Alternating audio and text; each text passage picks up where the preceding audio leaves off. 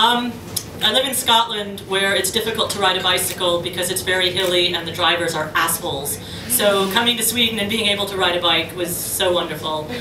So I'm going to do this poem. The Final Heist. I was running down the alley, diamonds tucked inside my gown, with the bobby right behind me, shouting, "Now, miss, lay 'em down!" Ahead of me, a solid wall with no hope of escape. I cursed the lying scoundrel who had put me in this scrape.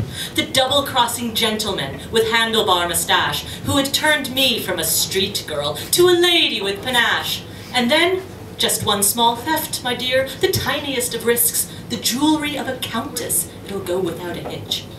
I slipped inside her boudoir, found the jewel box, stretched my arm.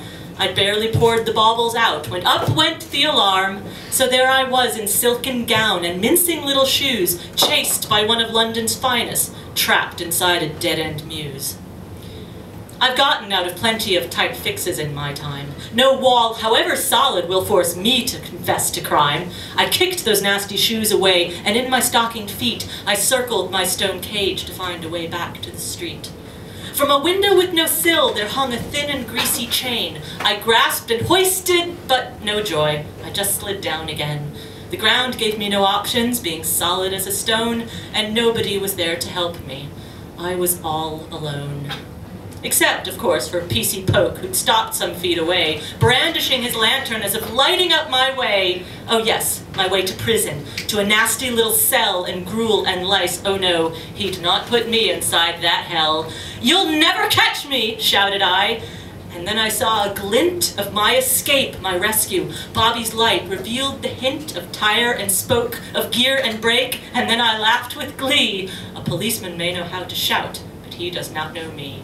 I ripped that silk skirt to the thigh and dragged the cycle out. It wasn't in the best of shape, but who was I to doubt? Its tires were pumped and puncture-free, it had a lady seat, and I had my very own PC to light me to the street. I tucked the diamonds carefully and hopped up into place.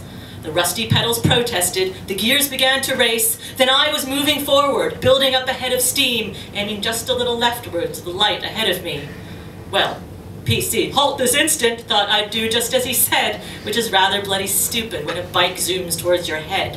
He gave one final bleat of "Stop!" then leapt out of the way, clattering and cursing as I pedaled far away. I gave up crime after that night and live quite modestly.